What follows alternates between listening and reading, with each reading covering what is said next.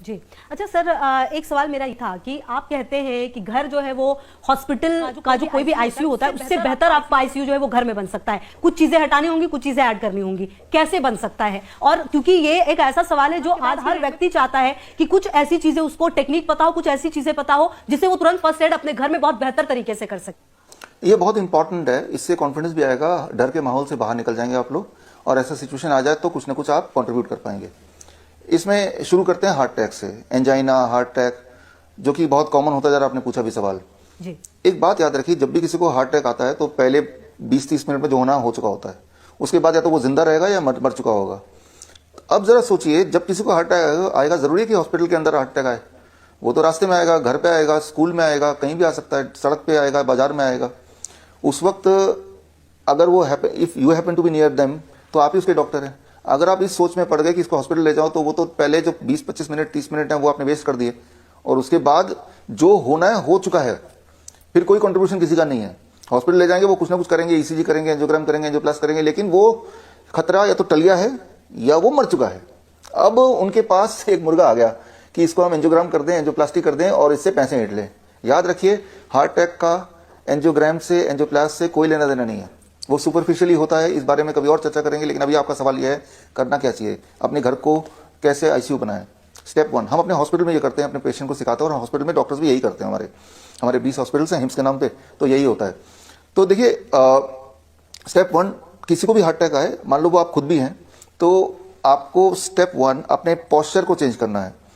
ये एक हार्ट है, एक हार्ट आपके काफ मसल्स हैं, दोनों हार्ट को पास ले आना है। कैसे? मान लो मुझे हार्ट अटैक आ गया, तो मैं क्या करूंगा? पहला step what I will do, ये जो पोस्चर है, दोनों हार्ट पास आ गए, काफ मसल्स और ये हार्ट का distance is very very close, तो दिस इज द पोस्चर। लेकिन ये आपको चेयर पे बैठ के नहीं करना है, जमीन पे बैठ के करना है, पीछे का सपोर्ट लेके। चेयर पे बैठ के इसलिए नहीं करना है क्योंकि अगर वो पेशेंट जो है उसको अगर अनकॉन्शियस हो गया तो चेयर से गिरेगा और चोट लगेगी, और नीचे बैठ के करेगा तो अगर अनकॉन्शियस हो गया दर्द के मारे तो वो नीचे ही है तो गिरेगा तो चोट वोट नहीं लगेगी। पहला स्टेप, जैसे ही आप इस पोस्चर में आएंगे आपका एंजाइना होपफुली थोड़ा कम होने लगेगा। पहला स्टेप। सेकेंड स्टेप, अदरक, इतना बड़ा अदरक का पीस लेके, हमारे हॉस्पिटल में अदरक कहीं कहीं रखा रहता है, फटक से अदरक लिया, पेशेंट के मुंह में ठूस दिया, और पेशेंट अगर कॉन्शियसनेस में है तो अदरक को चबाएगा, वो चबाना है। जब अदरक चबाएंगे, इस पोस्चर में रहेंगे, तो आंखों से आंसू आने लगेंगे, 15 मिनट लगेगा। जैसे जैसे आंसू आएंगे वैसे वैसे एंजाइना कम होगा, वैसे वैसे ब्लड वेसल डायलेट होगा, वैसे वैसे नाइट्रिक ऑक्साइड प्रोड्यूस होगा, और आधे घंटे में वो सिम्टम चले गए और आप ठीक हो गए। इतना ही करना है। साथ में एक तीसरा स्टेप हम कराते हैं, एक बाल्टी में 45 डिग्री सेल्सियस पानी, गीजर का पानी आ जाएगा, और बाल्टी आने में मान लो 10 मिनट लग गए, तब तक ये कर रहा है दोनों स्टेप, और फिर चेयर पे बिठा दिया और दोनों पैर बाल्टी के अंदर, जो कि गर्म पानी है। जैसे ही दोनों पैर बाल्टी के अंदर है तो काफ मसल, सेकंड हार्ट भी बाल्टी के अंदर है, और ब्लड वेसल डायलेट होंगे, ब्लड सर्कुलेशन बढ़ेगा, और होपफुली उसके सिम्टम विल गो अवे। ये आधे घंटे तक करना है, बकेट वाला जो बोल रहा हूं मैं। यही 3 स्टेप हम कराते हैं, इसे कहते हैं वेजो स्टिमुलेशन थेरेपी। वेजो स्टिमुलेशन थेरेपी, ये तीनों स्टेप करने के लिए कोई हॉस्पिटल की जरूरत नहीं है, ये सारी चीजें घर पे ही हैं। अब आते हैं और मेडिकल इमरजेंसी, 1-2 बता देता हूं। मान लो किसी का ब्लड प्रेशर शूट हो गया, हाई हो गया, या फीवर हो गया, फीवर हो, हाई ब्लड प्रेशर हो, इसको लो करने का एक रामबाण इलाज है।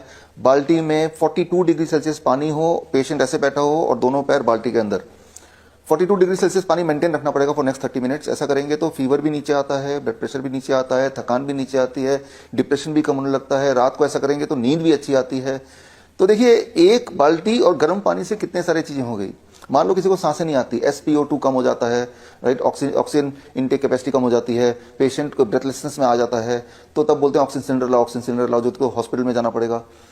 ऐसे में पेशेंट पहली गलती करते हैं कि इस तरह से वो बैठते हैं या पीठ के बल लेट जाते हैं। जो लोग मुझे सुन रहे हैं, इस तरह से आप बैठ के देखिए अभी मेरे साथ, आप ऐसे करते ही आपकी सांसें अटकने लगेंगी। तो ये जो पोस्चर है, ये आपके हार्ट को लंग के ऊपर डाल देता है, लंग की कैपेसिटी और छोटी हो जाती है, and it is difficult to breathe. आप गौर से देखेंगे तो पाएंगे कि जब भी पेशेंट बोलता है कि आई एम फीलिंग ब्रेथलेस, तब देखेंगे वो या तो पीठ के बल लेटा होगा या इस तरह का कोई पोस्चर होगा, और ऐसे हाफ रहा होगा। अब इसका उल्टा कर देते हैं। जैसे ही मैंने पोस्चर पेशेंट का ऐसे चेंज किया, जैसे अभी मेरा पोस्चर है, ये पोस्चर करते ही अभी आप मेरे साथ करेंगे तो आपका लंग खुल गया बाय 20%, और आपका सांसें आसान हो गई। अगर आपने ऑक्सीमीटर लगाया होगा, विद इन 15 मिनट्स आप देखेंगे SpO2 बढ़ने लगेगा। या फिर हम पेट के बल लिटा देते हैं अगर पेशेंट बैठ नहीं सकता है। पेट के बल लिटाने को कहते हैं प्रोन वेंटिलेशन। इससे आपकी जो ब्रीदिंग कैपेसिटी बढ़ जाती है। तो जहां तो वो वेंटिलेटर की बात कर रहे हैं, जहां तो वो ऑक्सीजन सिलेंडर की बात कर रहे हैं, वहां just by changing the posture you can give the better benefit, not the same amount of relief, better relief. क्योंकि ऑक्सीजन सिलेंडर से आपके लंग में निमोनिया होने लगता है। वेंटिलेटर से तो इंसान कभी वापस ही नहीं आता, आता भी तो 1-2 महीने जीता है, तो वो तो आउट ऑफ क्वेश्चन है ही। तो मैंने आपको बताया, चाहे वो लंग हो चाहे वो हार्ट हो, किस तरह से आप उसको इमरजेंसी में यूज कर सकते हैं। अब एक आखिरी 1 मिनट लेता हूं, किडनी की बात कर लेते हैं। जी। ऐसे पेशेंट जो ये आप में सुन रहे हैं, जिनके पैर सूज जाते हैं, यूरिन आउटपुट बड़ा लो है, सिर्फ इतना करना है कि आपको आपका जो बेड है, बेड में एक तरफ 2-3 ईंटें लगा देंगे तो bed will be inclined, bed ऊंचा हो जाएगा। मान लो ये आपका बेड है और ये बेड है और आपने इस तरह से इंक्लाइन कर दिया बाई 1 फीट एक्स्ट्रा, यहां सिर और यहां पैर। इस पोस्चर में जब वो लेटेंगे और ऐसा अगर 2 घंटे तक लेटते हैं तो उनकी सूजन कम होने लगती है, उनका यूरिन आउटपुट बढ़ने लगता है और उनके जो क्लासिक सिम्टम है क्रॉनिक किडनी डिजीज के, वो ठीक होने लगते हैं। तो जिसके लिए अदरवाइज वो सोच रहे थे हॉस्पिटल जाएंगे, दवाई खाएंगे। तो मैंने आपको बताया, चाहे वो किडनी की बात करें, चाहे वो लंग की बात करें, चाहे वो हार्ट की बात करें, हम घर की चीजों से ही हम इमरजेंसी को इजीली हैंडल कर सकते हैं। और हम तो करते ही हैं, क्योंकि जब ड्रग फ्री हैंडलिंग होगी तो याद रखिए वो सेफ होगा। और वो कोई लोग बोलते हैं ये तो बड़ा स्लो प्रोसेस है, ये बड़ा फास्ट है, it is much faster, right, और सेफ भी है। तो इसी तरह से देयर आर 65 मेडिकल कंडीशंस जो इंसान जिससे इमरजेंसी आ सकती है। हर मेडिकल कंडीशन के लिए हमने ऐसे प्रोटोकॉल बनाए हैं। अगले महीने हमारी किताब भी आएगी, protocol of emergency medicine, POEM, protocol of emergency medicine, poem बोल देंगे इसको। तो इसी नाम से मेरी किताब भी आएगी और वो जनता पढ़ के अपने घर पे ही अपना इलाज कर पाएगी, आई एम श्योर। जी बिल्कुल। अच्छा सर, आप डाइट की बात जब करते हैं, DIP की, ये क्या है और डाइट में सबसे ज्यादा इंपॉर्टेंट क्या है? एक बात तो जैसे आप कह रहे थे कि 6 बजे के बाद अगर आप खाना नहीं खाते तो वो बहुत ज्यादा हेल्पफुल है, लेकिन सर अगर ये 6 तो थोड़ा सा जल्दी हो जाता है, ऐसे 10 से 6 की जॉब भी लोग बहुत सारे करते हैं, वो मैक्स टू मैक्स कितना हो सकता है? देखिए, चल दूसरा पार्ट पहले देता हूँ।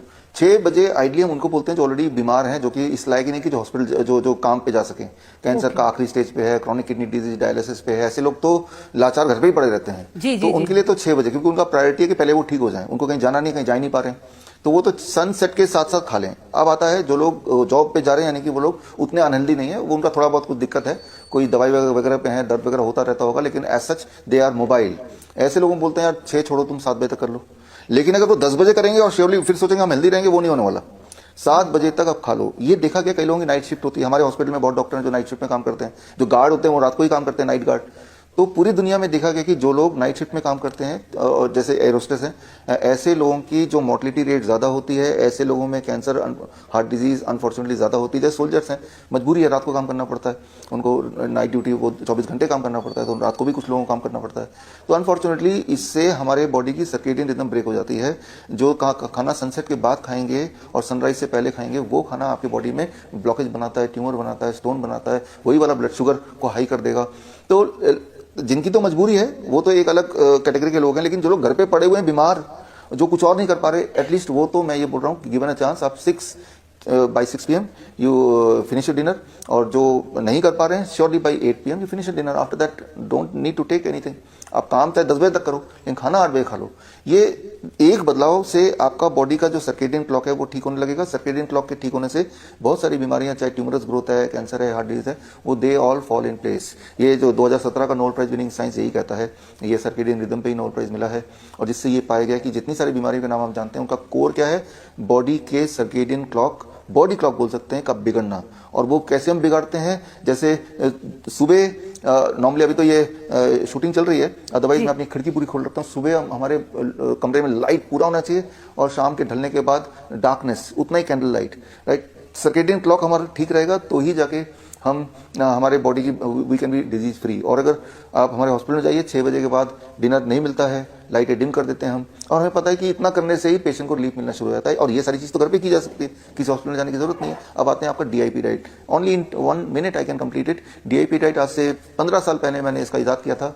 Government of India, government of Nepal, Malaysia की लिंकन यूनिवर्सिटी ने इस पर बहुत सारे क्लिनिकल ट्रायल किए, और उसमें पाया डायबिटीज हो, हाइपरटेंशन हो, मोटापा हो, क्रॉनिक किडनी डिजीज हो, इनमें बड़ा बेनिफिशियल है, बोन डिजीज में बेनिफिशियल है। DIP डाइट में सिर्फ इतना करना है, 12 बजे तक आपको फलों पे रहना है, फलाहार, 3 से 4 तरह के फल ले लीजिए। अगर आप ब्लड शुगर के पेशेंट हैं तो मीठे फल जरूर खाइए, आम है, केला है, चीकू है, अंगूर है, मीठे खाइए, खट्टे खाइए, जो मिल जाए वो खाइए, पेट भर के खाइए। कितना पेट भर के? मेरा वेट 70 kg है, इंटू 0 और लगा दीजिए, 700 ग्राम। जो भी आपका वेट है 0 और लगा दीजिए, उतना ग्राम तो खाना ही खाना है।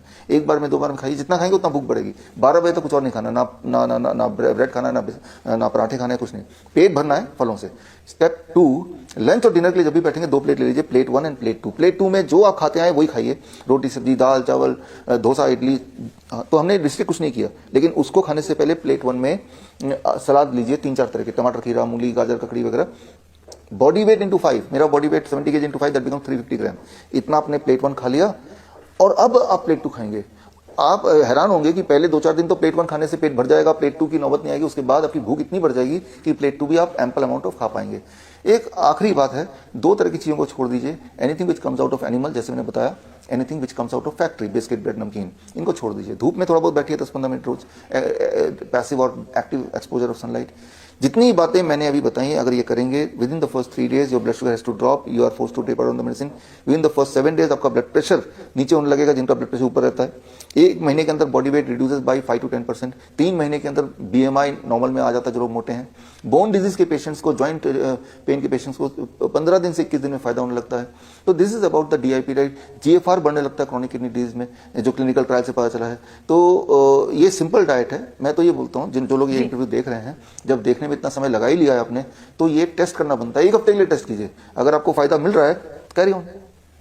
बिल्कुल। अच्छा सर, मेरा एक सवाल ये था कि आजकल जो है ना सर, वो इंटरमिटेंट फास्टिंग जिसको हम बहुत बार, अच्छा सर आपने ये कहा कि 12 बजे तक आप फ्रूट्स पे रहिए, कुल मिला के मतलब आप कुछ मत खाइए, और आप लास्ट डिनर भी कह रहे हैं कि 7 से 8, मतलब हम अगर ऐसे देखें तो 12 और 4 16 घंटे हम ऐसे रह रहे हैं। तो सर ये क्या सही मतलब फायदा पहुंचाता है? मतलब इंटरमिटेंट फास्टिंग जिसे हम कहते हैं, कुल मिला के उसे हम पॉजिटिव ले सकते हैं? हाँ देखिए, yes you are right, intermittent fasting कुछ लोग उसको बोल सकते हैं। Means you are eating with the bracket of 10 hours between 8 AM to 6 PM और 12 hours 8 AM to 8 PM, and you are not eating between 8 PM to next day 8 AM। तो 12 घंटे के ब्रैकेट में आप खा रहे हैं, और 12 घंटे आप कुछ भी नहीं खा रहे हैं, पानी पी सकते हैं, सिर्फ पानी। तो जब आप कुछ नहीं खा रहे हैं तो बॉडी में is not shut down, body में तो एक्टिविटी चल रही है, केमिकल रिएक्शन चल रहे हैं, आपकी एनर्जी भी एक्सपेंड हो रही है। तो बॉडी को लगातार एनर्जी चाहिए, लगातार न्यूट्रिशन चाहिए। तो उस 12 घंटे में बॉडी क्या कर रही है, आपके बॉडी के अंदर ही ट्यूमर के नाम पे, स्टोन के नाम पे और ब्लॉकेजेस अलग अलग जगह पे हैं। तो body breaks up the stone, body breaks up the tumor and extract the nutrition from it. कोई ट्यूमर को आप तोड़ के निकालेंगे तो या उसके अंदर आप देखेंगे पोटेशियम होगा, सोडियम होगा, प्रोटीन होगा, कार्बोहाइड्रेट होगा, वो सारे न्यूट्रिएंट होंगे जो आपकी बॉडी को चाहिए, वही सारा स्टोरेज है। तो body breaks up those stored things जो अदरवाइज आपके। दर्शकों के लिए एक खास मेरा मैसेज, आप इस दोनों चैनल के माध्यम से मेरे वीडियोस आप देख रहे होंगे, नए नए जो टेक्निक्स हैं वो आप सीख रहे होंगे। एक चीज़ करना भूल जाते होंगे कि वो ये है सब्सक्राइब करना। सब्सक्राइब कीजिए ताकि जो मेरे नए टेक्निक्स हैं, नए वीडियोस हैं, वो राइट टाइम पे आप तक पहुँचे, सबसे पहले पहुँचे।